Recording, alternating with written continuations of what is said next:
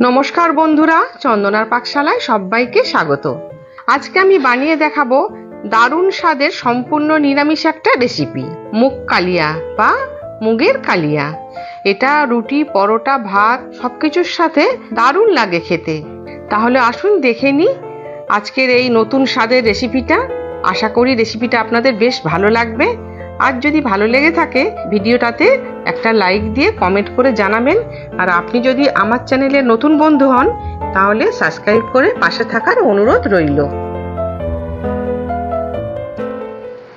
মুগের কালিয়া বানানোর জন্য আমি এখানে নিয়ে নিয়েছি হাফ কাপ মুগ ডাল, আর নিয়ে নিয়েছি এরকম বড় সাইজের 4টে পটল, আর নিয়ে নিয়েছি 2টো আলু, একটা টমেটো, 2 ইঞ্চি মতো আদা, 4টে কাঁচা লঙ্কা, আর এখানে নিয়েছি একটুখানি গোটা জিরে, গোটা গরম মশলা, 2টো শুকনো লঙ্কা, একটা তেজপাতা। আর লাগবে নুন, হলুদ, লাল লঙ্কা গুঁড়ো, চিনি, ধনে গুঁড়ো, জিরে গুঁড়ো, আর নিয়েছি একটু গরম মশলা গুঁড়ো। এখানে আমি শাহি গরম মশলা নিয়ে নিয়েছি। আর লাগবে একটু ঘি। আর রান্নাটা আমি সর্ষের তেলে করব, তার জন্য সর্ষের তেল লাগবে। পটলগুলো একটু খোসা রেখে রেখে পটলগুলো আমি এরকম বড় বড় করে কেটে নিয়েছি। আলুগুলো এইভাবে কেটে নিয়েছি, একটু বড় বড় সাইজ থাকবে, এইভাবেই আমি কেটে নিয়েছি। এবার তাহলে আমি রান্নাটা শুরু করি। গ্যাসে আমি কড়াই বসিয়ে দিয়েছি। এখন আমি প্রথমে মুগ ডালটা ভেজে নেব।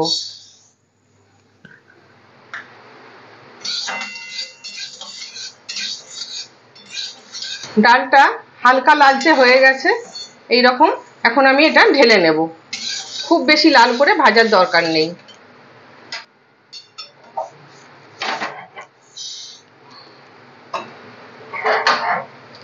ডালটা একটু আমি ধুয়ে একটু জল দিয়ে ভিজিয়ে রাখবো। আমি গ্যাসে কড়াই বসিয়ে দিয়েছি। আর এখন দিয়ে দিচ্ছি সর্ষের তেল। 2 টেবিল চামচ সর্ষের তেল দিলাম। তেল গরম হয়ে গেছে, এবার আমি পটলগুলো দিয়ে দিচ্ছি।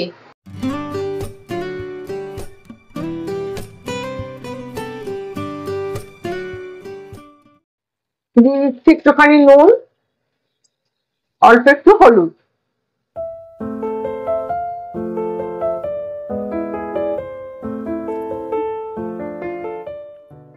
পটলগুলো ভাজা হয়ে গেছে, এখন আমি তুলে নিচ্ছি। আমি এরকম লাল লাল করে পটলগুলো ভেজে নিয়েছি। পটল ভাজার তেলের মধ্যে আমি আলুগুলো ভেজে নিচ্ছি।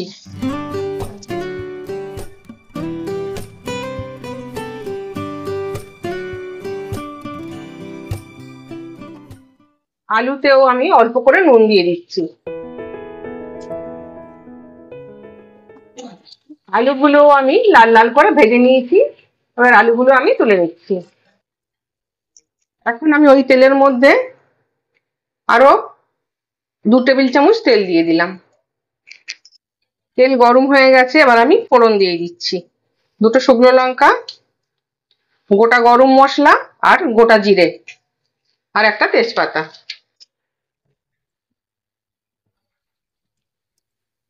ফোড়নটা ভাজা হয়ে গেছে, আমি দিয়ে দিলাম আদা বাটা।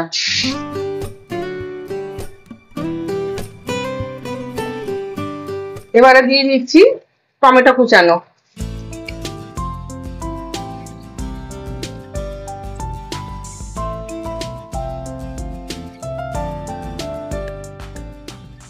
এখন দিয়ে দিচ্ছি অল্প একটু নুন, কেন আমি পটল আর আলু নুন দিয়ে ভেজেছিলাম, সেই জন্য আমি বেশি নুন দিলাম না।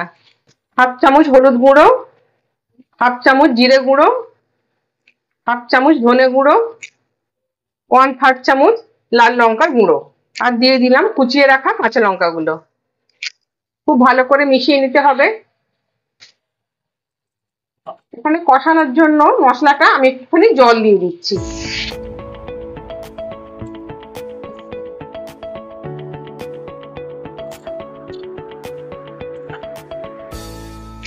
এখন দিয়ে দিচ্ছি মুগ ডালটা।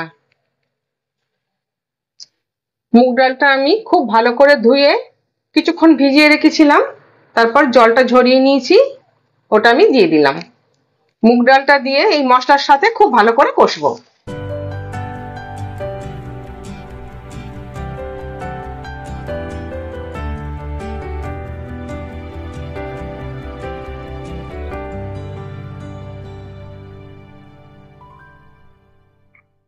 একটুখানি ঢাকা দিয়ে দিচ্ছি। ঢাকা দিয়ে কষলে খুব ভালো হবে রান্নাটা। ঢাকাটা খুলে নিচ্ছি।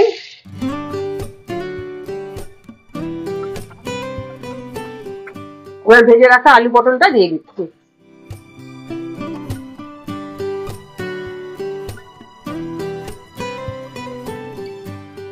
আরো একটুখানি জল দিচ্ছি।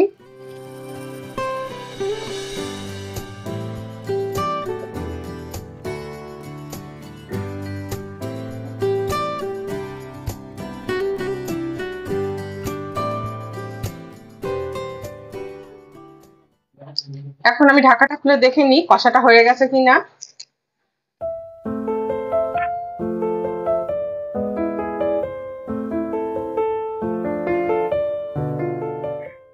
ডালটা কষানো হয়ে গেছে। এখন আমি দিয়ে দিচ্ছি এর মধ্যে গরম জল।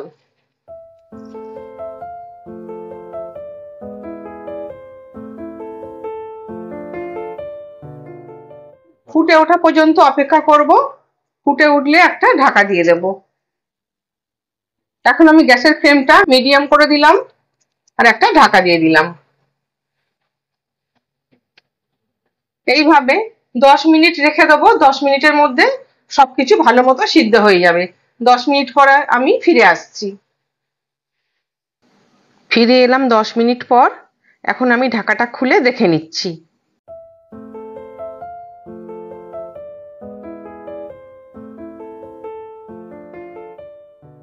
আমি এখন নুনটা একটু দেখে নেব।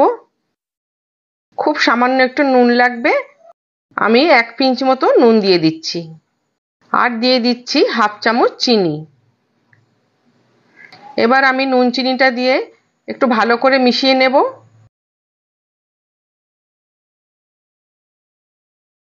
এখন দিয়ে দিচ্ছি 1 চামচ ঘি। আর দিয়ে দিলাম হাফ চামচ গরম মশলা গুঁড়ো। একটুখানি ঢাকা দিয়ে দিচ্ছি। 2 মিনিট আমি এরকম ঢাকা দিয়ে রেখে দেবো। তারপরে আমি এটা পরিবেশন করে দেখাচ্ছি। আশা করি রেসিপিটা আপনাদের ভালো লেগেছে। আর যদি ভালো লেগে থাকে একটা লাইক দিয়ে জানাবেন। আর আপনি যদি আমার চ্যানেলে নতুন বন্ধু হন তাহলে চ্যানেলটি সাবস্ক্রাইব করে পাশে থাকার অনুরোধ রইল।